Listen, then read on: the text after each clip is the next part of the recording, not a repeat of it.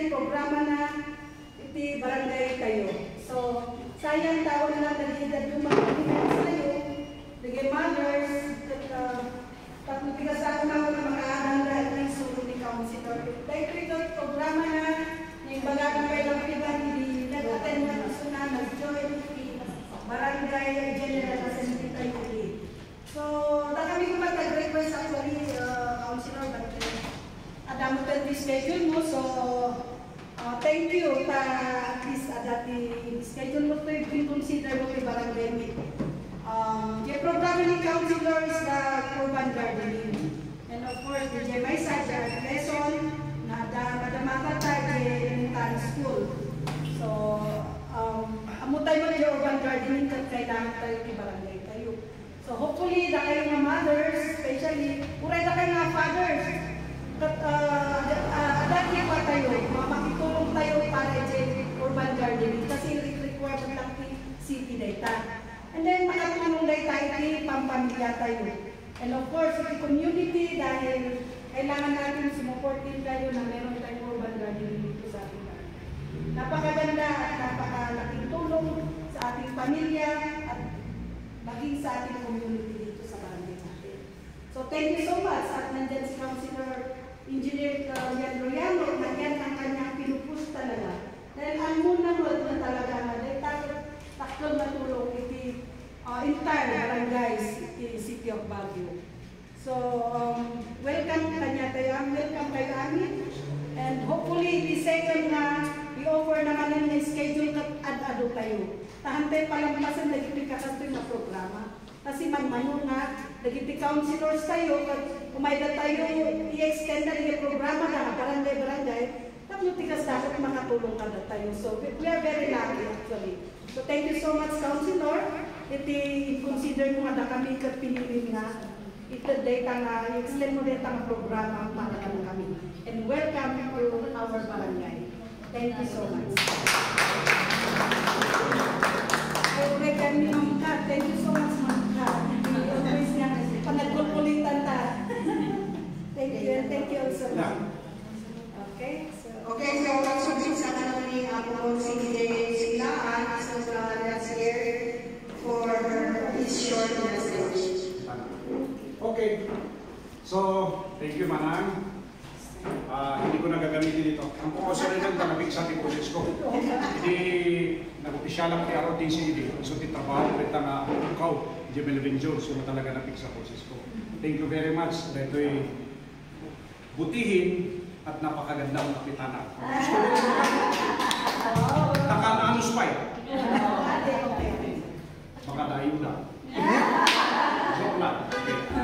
Kawan sa bali kami na ni bakit ko ni the late na nakay na ni Mang Henry Arpasin niya. Friends kawan sa bali kanya ni karon. ang kompadre kasi anak ko yung anak. Yeah, anak na may isa ket nagninungak. Yan kami kada ako Joel Alamsa. At kakadwa kami to may isa nga partido ni Kaya may pagkakasama tayo kami, magandang umaga, kanili, adak na English speaking, good morning. So, let's go straight to the point. Ini-introduce natin ni Kapitana. Nung adat kaya ito may-introduce ko niya. Ito si JD, short for Jacqueline Dayan Balahadja Tapura. Yes. No, hindi ba ka na Jacqueline Balahadja? Agree rin nila kayo na. Hindi ko na Tapura. Nung Tapura mo ikaw na agree rin mo dalit na lolo na. Nakadwaming hindi nga konsyal, nag-liga president, nag-councilor, 3 terms ni Mang Delpin Balahadja. Lolo na. Lolo na matang ni Biskat. Kat ni father-in-law na, tatangin ko, ni Gom Tapura, dati iso na na councilor di Baguio, dan manager di Wiltel. Kat uncle naman dito ni Boy Tapura. Nag-vice mo. Mama mo yun, medyo managok rin mo ito ading tayo. Hanggang ano may ulong na. Pas pa rin kada programa yung 20 sports. Magaling ngaya sila yung kanya na. Programa din ni nutrition, pa-feeding program tayo. So na. Kailangan nyo tigas speaker. Ha? Kung rin malipatan na, basta nyo rin lipatan siya na. Okay? Balik makalimutan niya ako, pero siya huwag mong kalimutan. Okay? So, yeah. So, si JD. So, mag-lecture na tayo. May kuyong question na tanong. Ano pang tumat? Nag-lecture. So, na. In 1997, that was my first term as ABC Origa President. Meron na ASK Federation President, kasinsin ko na ito na nagtapon. Mayroong program nila programa ng urban gardening. Kaso hindi, wala masyadong mahilig sa gardening. Nung may pandemic, nung nagkahilig kami ng tao na. So, anya rin nga i-introduce to, urban gardening is not new to us. Okay? So they present ito yung Isigana, na buyarin nyo, it involves urban gardening. Urban gardening. By the term alone, ang motibo, tinyati gardening. Alam natin lahat ng gardening, di ba? Pero urban, ibig sabihin, yung pagtatanim sa loob ng syudad o lungsod. So, nagiging moderno ang terminology, urban tayo sa Baguio, we are an urban sector. Ngayon, ano bang procedure ng magtanim? Una, bago ka magtanim, anong kailangan mo? Lupa. Ano pa? Seeds. Ano pa? Fertilizer. Okay. Tatlo na yan. Para yung tanim mo ay lumago, ano pang kailangan mo? Fertilizer. Meron na fertilizer. Tubig. Tubig. Tama. Ano pa? Air or hangin. Yan ang importante. So bago ka magtanim, tignan mo muna ang iyong kapaligiran. May lupa ka magtanim. Kung mayroon, that's what we call space gardening, no? Pwede ka magtanim, pwede sa gilid ng kalsada, sa mga anting lote. Pero kung wala kang space, anong gagamitin mo? Container gardening. So yung container gardening, anong kailangan doon? Pagtaniman, di ba? So, ang i-encourage namin, kapitan namin ng Carol's, gamitin natin yung 3 R's of waste management. Reduce, recycle. Ako po ay may rooftop garden sa bahay. Yung po mga bisletadong na ginagawa sa container, yung bahay ng pinto, yung pinagpalitan ko ng gulong ng sasakyan, yung pinitilugan, yung sako. Yes. Mabalik ko saan yung sako din ka. May isang piraso na patatas. O, tanungin ko kayo kung mahilig talaga ako sa gardening. Anong ginagamit na seed o punla sa pagtanim ng patatas? Yun din. Yung patatas mismo, ganito yan. Ang gawin nyo, maghanap kayo ng espasyo, isang kwarto, isang room na madilim. Ilagay mo yung patatas doon, in 2 to 3 weeks, lalabas yung kanyang sprout. Ganon ang gagawin ninyo. Ngayon, pag tumubo na meron na siyang leaves o dahon, yung isa ng patatas na pwede mong i-cut yun into 4. Apat yan. Okay? Basta may lumalabas na sprout. Pwede rin na, ito ang tip ko, ang the best is, gamitin mo na lang na buo yung patatas na lumabas yung sprout. Basta ilagay mo sa madilim na lugar for 2 to 3 weeks. Okay? Ngayon, itong ginagawa ko kasi sa rooftop, may mga paso ko, may mga recycled containers, meron pa yung binutsakat ng kawayan, the soil mixture. What do?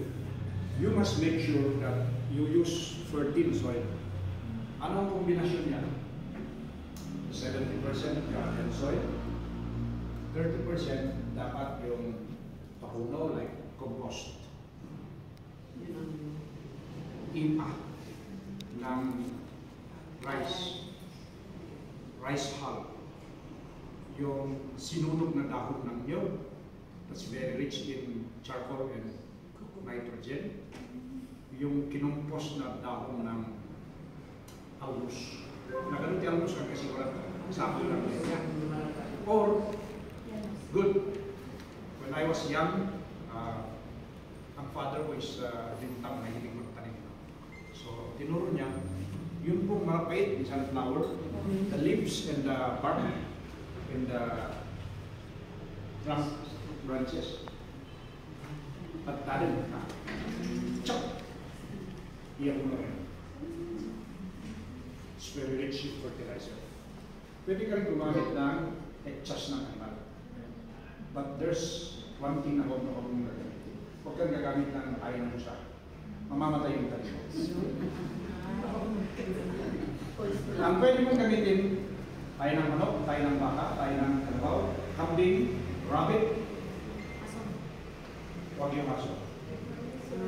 Pangpulutan. Alam nyo nung nasa suyong kami ng kaya mo, maniwala kayo sa akin.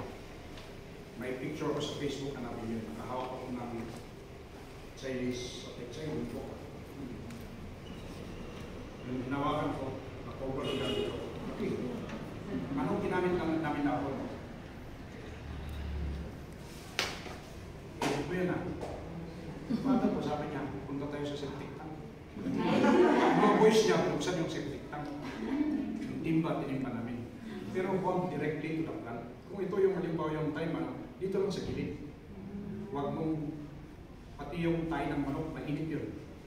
Ibilad mo muna, tapos na nabilad, pwede mong i-fertilizer yun, pero sa gilid, huwag dun sa mismong sa tayo.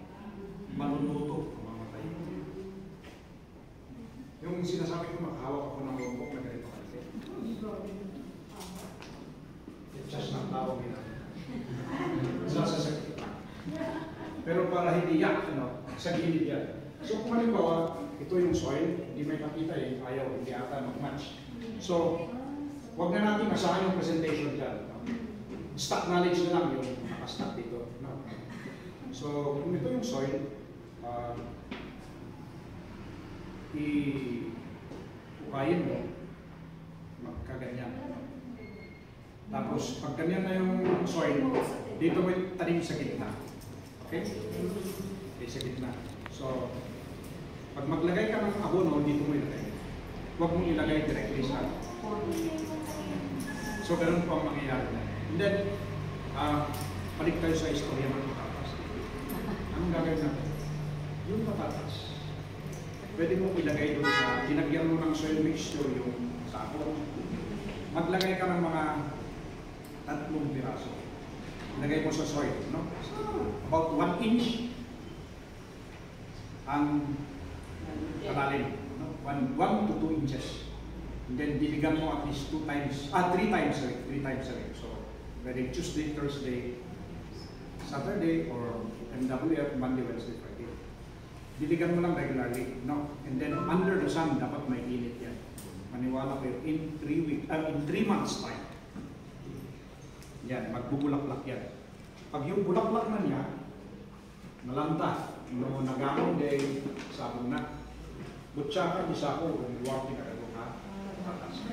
Believe me, I tried it. The minimum, yung isang patatas na tinago mo sa sulok ng 2 hanggang 3 linggo, na nilagay mo sa sako na may soil mixture, 70% garden soil and 30% combination of fertilizers. No? Yung isang patatas, magbubunga yan from 20 to 30. Kung yan naman ay very rich yung mixture mo, it can go beyond 30. So, yung isa, napuhunan mo, magiging minimum of 20 to 30 na patatas. Ganun lang kadali. Pwede nyo ilagay dyan sa terrace. Pag nilagay mo sa paso, pag maliit na paso, limited na ang magiging bunga sa lagay. So, the bigger the container, the bigger yung mapuproduce mo. This is based on experience. Ako yung nag-enroll po, kaya alam ko ito. Anong tawag sa university na? University of Experience. Ngayon, medyo ang nagkaka-technical problem tayo. May dumating kaming kasama, si Ijon. Midya-midya yan. Kasi midya man siya. So, yun. Hello po. Ayan. Mamaya mag-picture-picture, lalabas yung istorya nyo nasa social media o nasa newspaper. So, yun lang. Ngayon, halimbawa magtanim ka ng green leafy vegetables. Pechay, for example, kung ito sa it's special na mayroon kayong seedling tree. paglagyan ng seeds. Ano? Yung seedling tray, kaya naman ang lapis sa water yung pagkabali, throw ito. Anyway, kung wala kang seedling tray, pwede nyo gamitin yung plastic na na pinaglalagyan ng itlog. So ang seedling tray, ganyan yan. Okay? May space na ganyan, may butas-butas, no? Ganyan. Dito nyo ilagay yung seeds. Lagyan nyo ito ng soil mixture tapos ilalagay isa-isang buto. Pero itong technique, ang ginagawa ko usually, dalawang ilalagay ko sa isang butas. Kasi kung minsan, palyado yung seeds, hindi tutubo. So at least may sure na kayong tutubo. Ngayon, diligan nyo yan 3 times a week. If in case, no, tutubo lahat yung nandito, yung yan, dito tutubo, tubo na ganyan, pwede nyong i-transplant in 10 to 14 days. Okay? Pag lumampas kayo sa 2 weeks, 14 days, mahirap na yun. Dapat timplado rin. 10 to 14 days, pwede nang i-transfer yung pet-size seedling. Pwedeng ilagay nyo sa open space, na garden, yung sinabi ko, nabutasan nyo na gano'n, no? Ng soil, okay? Or, pwede nyo ilagay sa containers, like paso, mga ginamit ng mga tires o pilit, bilugan, yan. Yung gulong ng sasakyan. Ngayon, may teknik akong ituturo sa inyo. Root crops. Anong root crops? Patatas, kapite, gabi, moting kayo. Pwede itarin yan sa carrots, pwede itarin natin yan sa maski anong container, sapo, gulong, tires. Meron din tinatawag na vertical gardening na tinatanim tapos sinasabit. Kung wala kang espasyo yung wall sa labas ng bahay, pwede yung isabit, no? Lagyan lang ng alambre. Pwede yan. So ito yung programa natin. Noong 2018 po, gumawa ako ng ordinansa matas Baguio. I-google nyo, Ordinance 35 series of 2018. Ako ang author nun. At sa pamamagitan niya ay nagkaroon tayo ng City Veterinary Agriculture Office at Agriculture Division there in the city. Yeah. Nagkandong ito, agriculturist ka matanong, ako kong sponsor lang. Okay? And then every year we are celebrating Urban Farmers Month during the month of May. So, meron kayo pa contest. Yeah. So, ganyan. So, si JD later on, magle-lectures din siya sa mga barangays. Ngayon, sabi ni Kapitana, hindi ito yung hinanasan niya na number. Sabi ko, marami pang araw. We can always schedule another day. Siguro solo parents, seniors, women's, and men's also. May tinataguyod yung women's rights, kami din tinataguyod din ang karapatan ng mga kalalakihan. Karapatan, pagsain, tigasain, tigasalo, tagahugas, tagalaba. Okay? So yan. Yung ating City Veterinary Office ay may opisina sa ating slaughterhouse. Ito yung kanilang ginagawa. Livestock production, marine, aquaculture, crops production, o regulatory, yung mga batas, no? Sa agriculture and agribusiness, negosyo, and then agriculture and fisheries engineering services. Ito ay 6-in-1, parang tabi kung may 3-in-1, ito 6-in-1. Ano yung livestock ito? May programa ng ating pamahalaan, the Department of Agriculture. Kung may space ka, magbibigay silang libreng baka. Papanakin mo. Pag lumabas yung anak, sa'yo na yung inahin, ibalik mo sa DA yung anak. Okay? Pwede mo nang paramihin. Aquaculture, fisheries, dito po sa Baguio meron. Sa Barangay Lumlab yan, dyan ang first na nakita kong nag-start, sa Happy Hollow meron din. Pero may technology ngayon na pwede sa container drum or plastic containers, pwede may fisheries program. Okay? Kung gusto nyo matuto dito, sabihin nyo lang sa akin. We will tap our experts in aquaculture. Pwede sa City Veterinary Office, pwede rin sa grupo namin sa Urban Gardening Advocates of Bangal Corporation. Di ba itong regulatory, no? Because that's the job of the government, no? Na i-regulate ang programa sa urban gardening. Agribusiness, magnegosyo. Alam nyo ba na isang pinopromote natin is urban organic agriculture, no?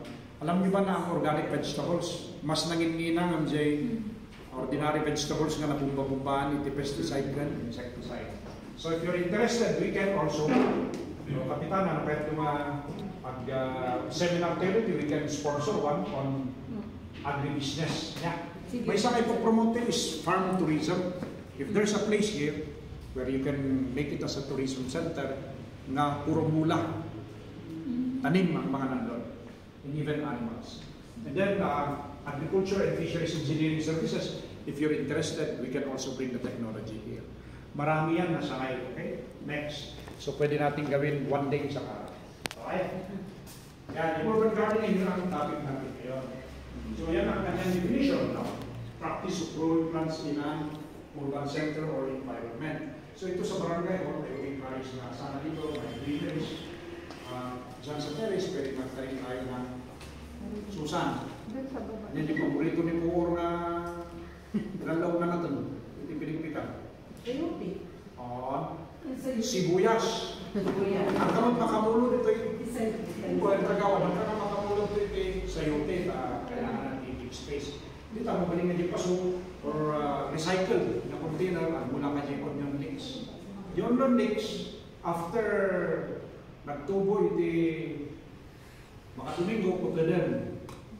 Isang pao mo iti kinigpikan. Uno sinigang niya, ang tubo mo na diyan. So, yan. Okay. Next.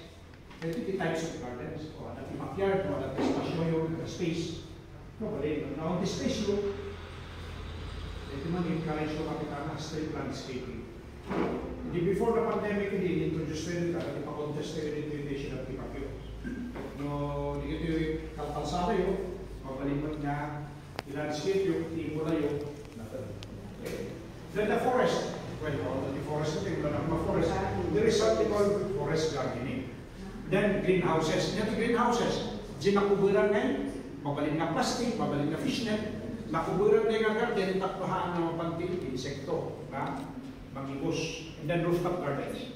I advocate this. In fact, one of the barangays that I've helped establish, doon po sa Middle Aquari, sila po ang first na nag-city champion for the best rooftop garden. Ang kapitan nila doon is si Kapitan Arnold Kabungaw. Arnold Guzman Kabungaw. Kilala ko kasi yung nanay niya, the late mother niya, naging kasama kong kapitan noon. No? Siyempre ko na ako yung kapitan sa Bulacan. Okay. Ako maswerte, wala akong nakalaban sa Bulacan Norte. 4 terms. As for the record. Walang kumakalaban.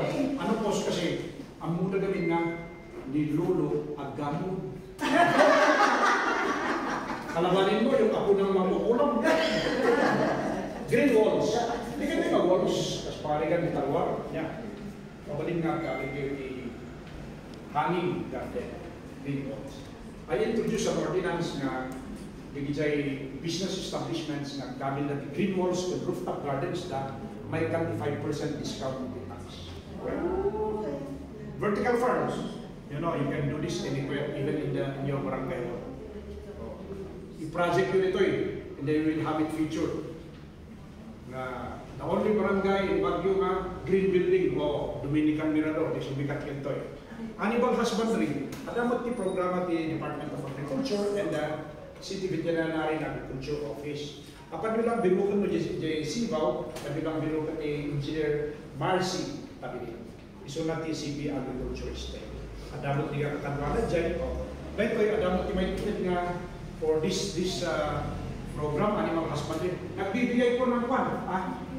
Si JD wala pa siyang ganyan. In-advise ko ng pagawa siya para lalong makilala. Pero ito, animal husbandry, meron kong rabbit tree. Yun ang pinapalago ngayon sa city. Gusto nyo mag-alaga ng rabbit? Yes. Tawag-tawag yun. Joke lang. But rabbitry, what's the minimum requirement? Iba kami ito yung group secretary ng kapitan. There must be at least 15 members. So, natin ma-form yung 15 women, 15 solo parents, 15 men. Sila kanila tayo. You can apply to the city veterinary office. Kan na kayo rabbits na, paano nyo. Ako po yung nag-alaga sa baka natin ng rabbits. Madali po, magkasawa lang.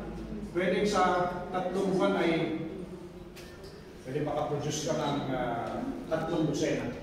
Ganon kabilis ang rabbit. Okay? Yes. Meron ding free-range chicken. Pwede rin bigyan kayo ng chicken. Anong requirement? Kasi sa akong na 15.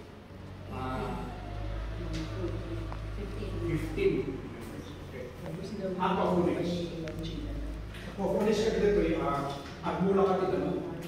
We have an expert on aquaponics, no, kaya ito kapitan schedule kayo. I-schedule na rin, i-coordinate with my staff ni Catherine, may kami kini JD Tamora. Yet may one of our experts in the aquaponics. Isuro na dito libre, yung materials hindi naman na libre. So you can schedule one. If you also want hydroponics, yeah, the aquaponics niya, mix nga agmula ka iti vegetable in water with marine animals like fish. Okay? Then hydroponics, adamot expert na member with ito, taga-New York niya. Agsuro iso natin panagmula din ano. Okay? Pag kanino sa tuwing. Next. So, yan. Ano yung 3 steps in urban gardening? Una, yung sinabi ko yung soil preparation. Okay? So that's it. You put it in a container. And then yung seed germination, yung ilagay mo sa tray. Pwede yung bahay ng itlog. Pwede rin gamitin. Yes. And then, ito yung pag-care hanggang sa lumaki. Yan ang i-explain natin. Okay. Yan.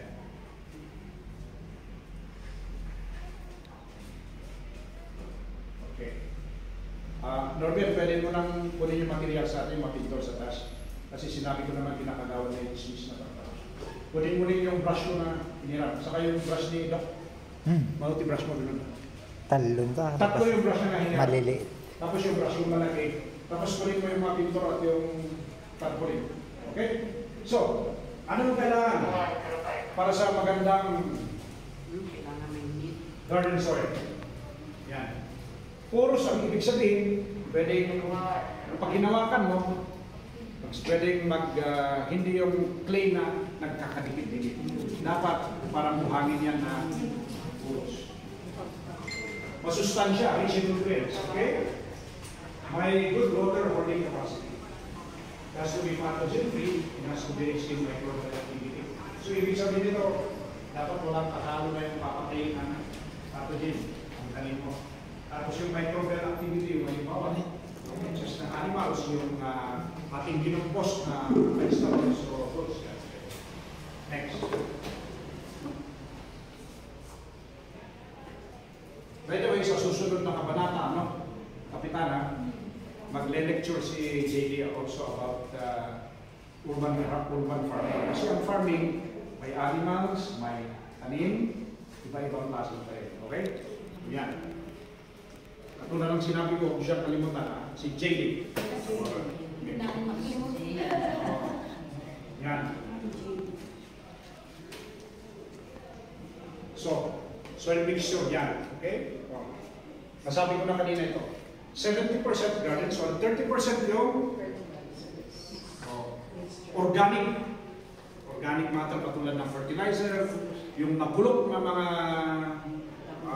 halaman, gulay, prutas, ganyan. Okay? Next.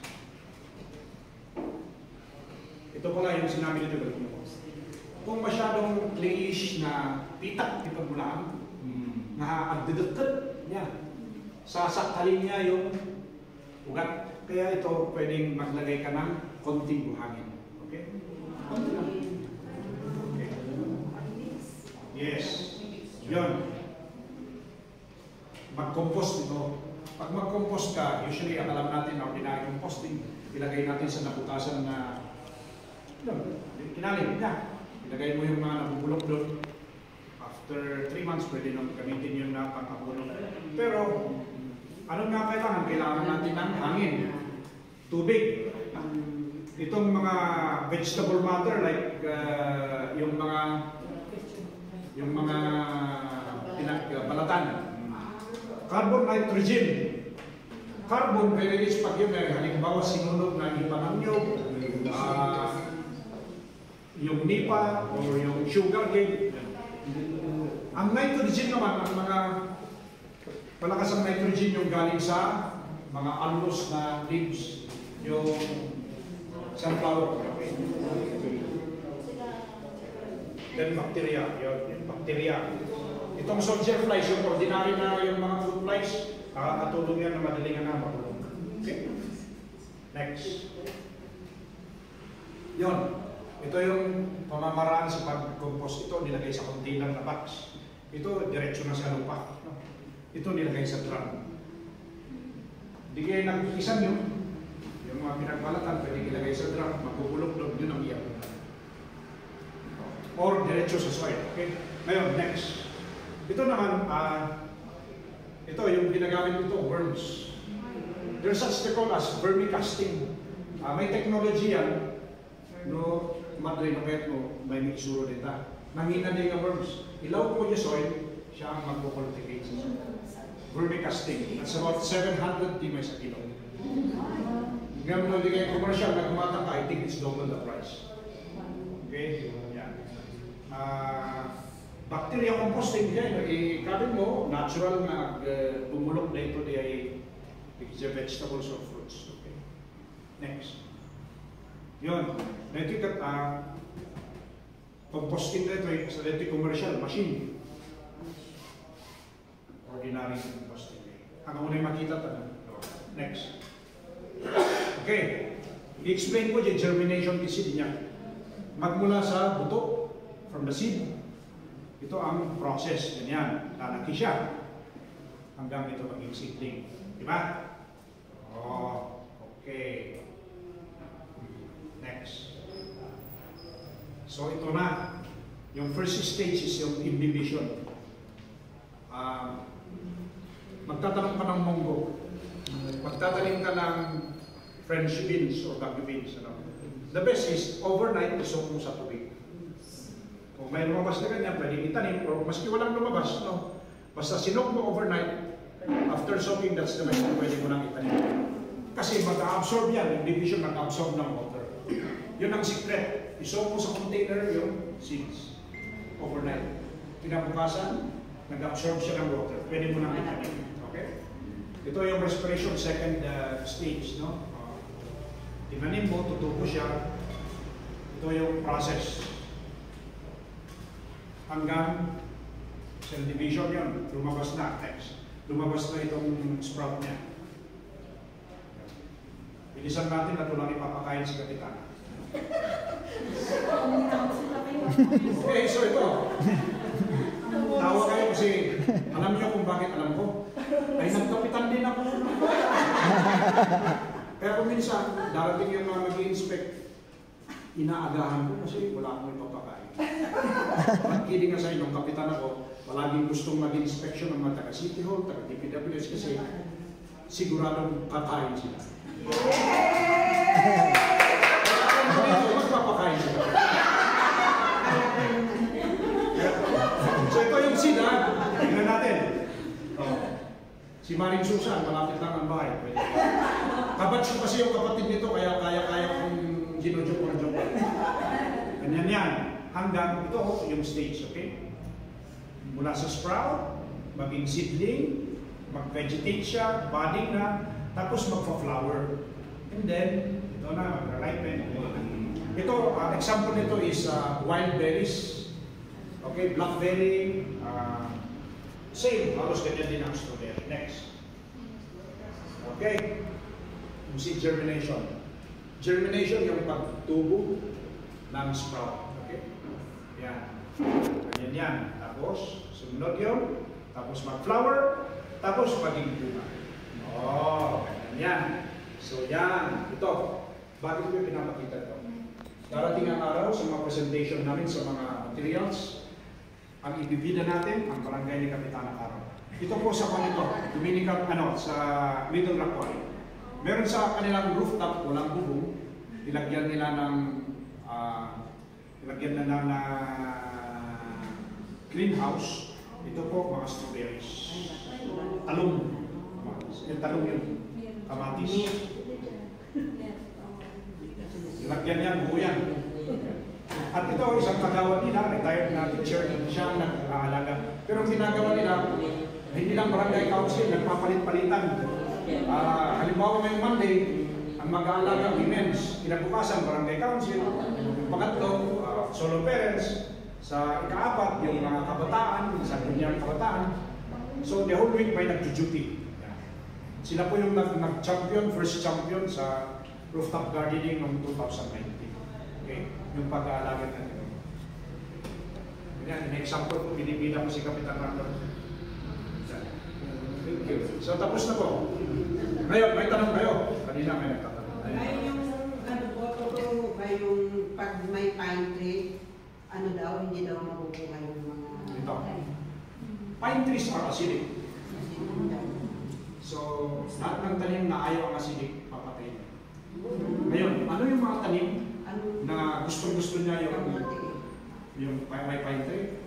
Kamuti po. Kape. Ano kape? Kape. Gusto niya na may Ontoriums.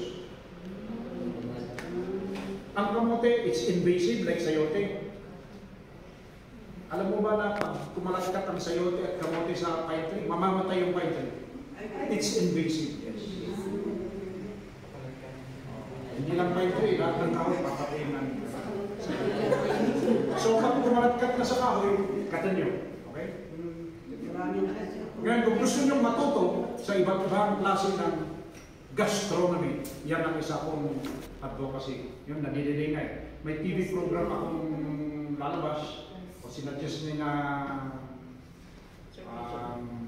padling pigeon, we will make it like Leon walks or something like that. Pero ang magiging title is Creative Leon. Leon is, yun ang tawag ng asawa ko sa akin, Leon. Pero Leandro, meron akong ilalabas na TV program on gastronomy. It's the art of cooking and the art of eating. So, yun, iba-ibang klase ng pagluto ng sayote. Kasi yung sayote, isidang tersaka, linanggo. Ginisang daw. High blood ka. Sinigang, masayote man ng tinawi, ma-high blood ka, di ba? Ang dati ko lang sayote candy, I can teach you how to make sayote. But si Kapitana, you schedule na lang in the barangay Kagawad, you schedule yung tulong paano, tagsuro kayo dito. Kadwak ko na yung JD na Gamora. Okay? So, ano ba? May iba pang tanong? Yes, sir. Sir, yung bulok ni sayote, lalo ni sayote, kalong ko niya sa ako, mabulok ka niya, mabaling nga bulok niya. Anything na nabubulok, except acidic ones, like pine trees. So, kami po magbibigay ng high value crop seeds. Patubuin nyo. Ngayon, Kapitana, i-monitor nyo. Kung sino yung makakagawa ng home garden na pinakamaganda, bibigyan natin ng prize. So, Catherine, mabaling nga kitag kanti ko. Seeds. Okay, italim nyo yan ha. Huwag ilagay sa cabinet. Ang available po nating seeds is barak beans, lettuce altima, flowering pechay, aplan kangkong, pechay shingkay. Habang nagdi-distribute, pakinggan natin si JJ na magsalita para yung golden voice. Share lang po. Dalawa naman. Sige, bigay nyo na yun. Kamusta natin kay Iglesia ni Cristo? Sumulat ako si Iglesia. Kasi isa sa mga advocacies ko is arts, no, creativity. Na we know we are blessed sa mga Iglesia. Tapos pinagawa kami ng mural ng Iglesia. Dito sa barangay nyo, ang gusto nyo, gawa kayo ng mural. Tapos naman yung wall na